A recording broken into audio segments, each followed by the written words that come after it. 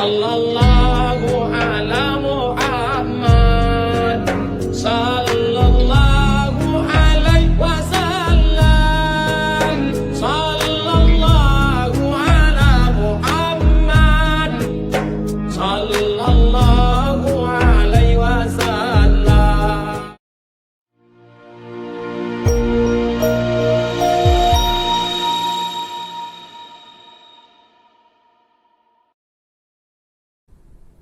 Assalamualaikum dan salam sejahtera saya ucapkan kepada sahabat-sahabat Muslim dan juga para subscribers yang telah menyertai channel saya, The Muslim Apologist. Saya harap anda terus bersama saya dalam siri membongkar tuduhan-tuduhan palsu yang dilemparkan oleh seorang pastor Melayu Kristian murtad yang bernama Yusri terhadap Islam. Jadi topik yang ingin dibincangkan hari ini adalah mengenai konsep berselawat ke atas Nabi Muhammad SAW. Jadi bagi golongan lelaki Muslim, kita akan sentiasa mendengar bacaan ayat ini yang dibacakan daripada Al-Quran, surah Al-Ahzab yang berbunyi seperti ini. Inna Allaha wa malaikatahu salluna 'alan nabi ya ayyuhallazina amanu sallu 'alaihi wa sallimu taslima. Mengenai konsep berselawat di dalam Islam, kita telah mendengar pastor Kristian murtad yang bernama Yusri itu menuduh seperti begini. Sebenarnya Muhammad tahu bahawa dia tak selamat. Dia tak selamat. Okey. Jadi sebab tu dia mengadakan selawat agar semua umat Islam berselawat kepada dia, mendoakan keselamatan dia. Jika dia seorang yang dah selamat, seperti kononnya semua orang faham semua dia cakap, jika dia memang dah terjamin keselamatan dia, kenapa dia minta umat-umat Islam berselawat kepada dia? Ini menunjukkan bahawa dia masih belum selamat. Daripada kenyataan Yusri ini, dia menuduh Rasulullah SAW sebagai tidak tahu bahawa baginda berada di jalan yang benar, atau dalam erti kata lain, dia menuduh Rasulullah SAW sebagai tidak tahu jalan keselamatan. Ini berkait juga dengan tuduhannya yang dia nyatakan sebelum ini, iaitu mengenai adakah orang Islam tahu bahawa mereka berada di jalan yang lurus. Ini saya sudah jawab di dalam video sebelumnya. Berselawat merupakan satu perintah Allah kepada orang Islam untuk sentiasa mengucapkan syukur ke atas baginda Rasulullah SAW. Seperti mana mafhum ayat ini. Sesungguhnya Allah dan malaikatnya berselawat ke atas Nabi. Wahai orang yang beriman, berselawatlah kamu kepadanya, serta mohonkanlah kesejahteraan dengan sepenuh penghormatan. Jadi daripada maksud ayat ini di dalam surah Al-Ahzab ayat nombor 56, jelas bahawa Allah Subhanahu Wa Taala dan serta para malaikatnya berselawat ke atas Rasulullah SAW. Maka jawapan kepada persoalan Yusri, mengapakah Rasulullah mengajarkan agar kita berselawat kepadanya, atau dengan erti kata lain, mengapa Allah memerintahkan kita berselawat ke atas Nabi? Jawapannya ialah kerana untuk memohonkan kesejahteraan ke atasnya dengan sepenuh penghormatan. Seperti mana di dalam surah Al-Ahzab ayat nombor 56. Itulah sebenarnya jawapan kepada persoalan Yusri itu. Seperti yang kita ketahui sebelum ini, Yusri, si pastor Melayu murtad ini, telah mengaitkan kristologi dengan pemahaman-pemahaman kita tentang Islam. Contohnya seperti mana dia menghujat kenapakah atau mengapakah Muslim sentiasa meminta jalan yang lurus. Ini saya sudah jawab di dalam video sebelumnya. Jadi lagi satu perkara yang dia mengaitkannya dengan isu selawat ini ialah sebuah petikan yang kononnya adalah sebuah hadis yang mengatakan nafas hidupku adalah di dalam Isa. Tetapi sebenarnya hadis itu adalah hadis palsu dan batil dan tidak wujud di dalam rujukannya yang telah dia nyatakan. Ini anda boleh tonton di dalam video yang saya sertakan. Jadi isu seterusnya kita yang berkaitan dengan persoalan mengapakah kita diajar supaya berselawat ke atas Rasulullah SAW, iaitu adakah Rasulullah SAW tahu bahawa baginda berada di jalan yang lurus? Ini anda boleh rujuk juga di dalam video saya yang sebelum ini, di mana saya telah merujuk surah Yasin ayat nombor 1 hingga nombor 4, di mana dengan jelas menyatakan bahawa Rasulullah berada di jalan kebenaran seperti mana para rasul yang terdahulu. Selain daripada ayat yang saya telah nyatakan ini, anda juga boleh membaca surah Al-Kawthar. Jadi saya bacakan surah Al-Kawthar supaya orang Kristian seperti Yusri boleh mendengar baik-baik. Maksud surah Al-Kawthar ayat nombor 1 sehingga nombor 3.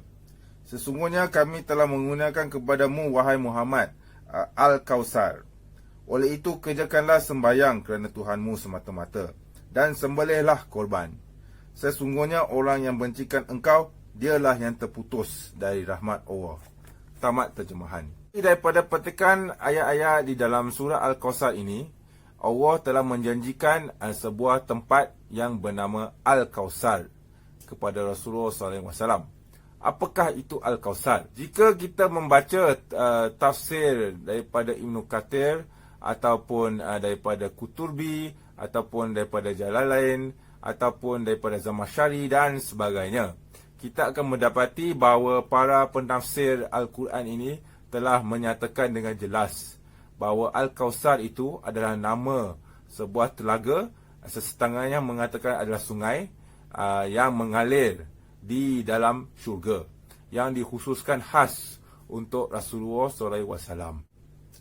Jadi, jika ini telah tersebut di dalam Al-Quran, bagaimanakah si pastor murtad ini yang bernama Yusri boleh mengatakan bahawa baginda tidak tahu bahawa baginda berada di jalan yang lurus?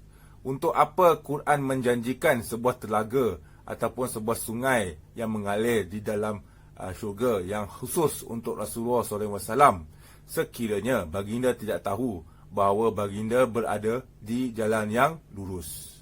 Satu lagi perkara yang kita perlu maklum ialah Al-Quran telah menjelaskan bahawa Islam ini adalah berasal daripada agama yang dibawa oleh Ibrahim. Jadi apakah agama Ibrahim itu? Ini telah dinyatakan di dalam surah Ali Imran ayat nombor 67. Jadi saya bacakan. Bukanlah Nabi Ibrahim itu seorang pemeluk agama Yahudi, dan bukan pula seorang pemeluk agama Nasrani ataupun Kristian. Tetapi ia seorang yang tetap di atas dasar tauhid sebagai seorang Muslim, iaitu seseorang yang taat serta berserah bulat-bulat kepada Allah. Dan ia pula bukanlah dari golongan orang musyrik. Ayat ini menerangkan dengan jelas bahawa dasar jalan yang lurus seperti mana yang dibawakan oleh Al-Quran adalah agama Ibrahim. Dan Ibrahim itu bukanlah seorang Yahudi maupun seorang Kristian.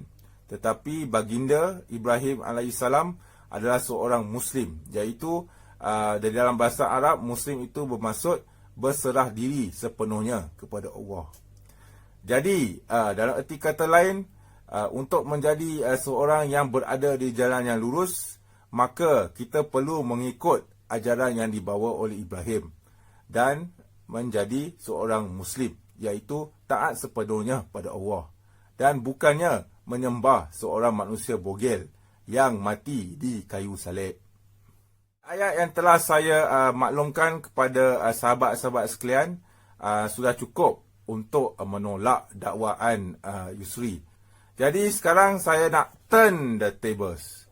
dan bertanyakan kepada Kristian, macam mana pula dengan agama anda yang memuji-muji dan berdoa agar Yesus yang kamu katakan sebagai Tuhan itu diberkati dan diselamatkan oleh Allah Subhanahu Wa Taala.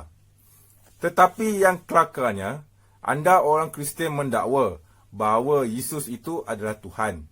Maka mengapakah perlunya anda berdoa kepada Tuhan untuk memberkati atau menyelamatkan dirinya sendiri? Di dalam Markus pasal 11 ayat nombor 9 hingga 10. Saya bacakan terjemahannya ya. Orang ramai yang berjalan di hadapan dan yang mengikut di belakang mula berseru-seru, "Pujilah Allah, diberkatilah dia yang datang dengan nama Tuhan." Dia di sini merujuk pada Yesus. Ayat nombor 10. Diberkatilah permintahannya yang akan datang. Permintahan Daud, nenek moyang kita. Pujilah Allah. Jadi di dalam terjemahan bahasa Melayu ini, mereka menerjemahkan perkataan dalam bahasa Hebrew itu kepada bahasa Melayu. Jadi apakah perkataan itu? Perkataan itu adalah Hosana.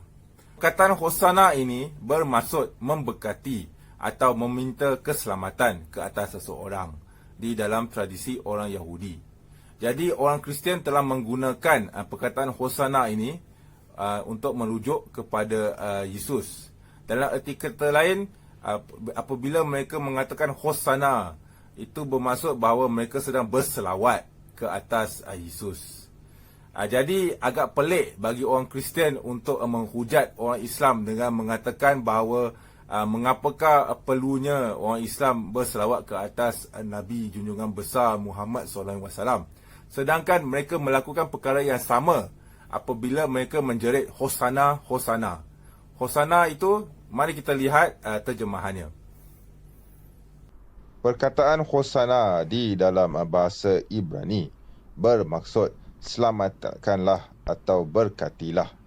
Jadi perkataan Hosana ini digunakan oleh para penganut agama Kristian untuk memuja-muja atau memberi berkat atau meminta keselamatan bagi Yesus atau Isa alaihissalam di dalam tradisi agama mereka. Saya ingin memberikan kesimpulan daripada apa yang telah saya kongsikan sebelum ini. Untuk perkara nombor 1, Yusri mendakwa bahawa Rasulullah tidak tahu bahawa baginda berada di jalan yang lurus. Ini sudah dibuktikan palsu apabila kita membaca surah Yasin ayat nombor 1 sehingga nombor 4. Juga saya telah membacakan surah Al-Kawthar di mana baginda SAW dijanjikan sebuah telaga ataupun sungai yang mengalir di dalam syurga. Jadi adalah mustahil bahawa baginda tidak tahu bahawa baginda berada di jalan yang lurus. Juga untuk menjawab secara terus mengapakah orang Islam berselawat ke atas Rasulullah. Kami berselawat ke atas Rasulullah kerana ia diperintahkan oleh Allah Subhanahu Wa Taala seperti mana yang terdapat di dalam surah Al-Ahzab. Perkara nombor 2. Berselawat ke atas Rasulullah SAW bukanlah sesuatu perkara yang baru. Kami berselawat kepada Rasulullah SAW sama seperti orang Kristian berselawat ke atas Yesus. Apabila seorang Kristian menjerit Hosana, Hosana, itu adalah cara berselawat orang Kristian ke atas Yesus. Perkara nombor 3. Mengapakah orang Kristian perlu berselawat atau menjerit Hosana, Hosana ke atas Yesus sekiranya Yesus itu adalah Tuhan? Kita sudah melihat terjemahan Hosana, iaitu berkatilah atau memberilah keselamatan ke atas seseorang itu. Jadi jika Yesus itu memang benarlah adalah Tuhan, mengapakah Tuhan perlu diberkati atau dijamin keselamatannya apabila seorang Kristian itu menjerit Hosana, Hosana?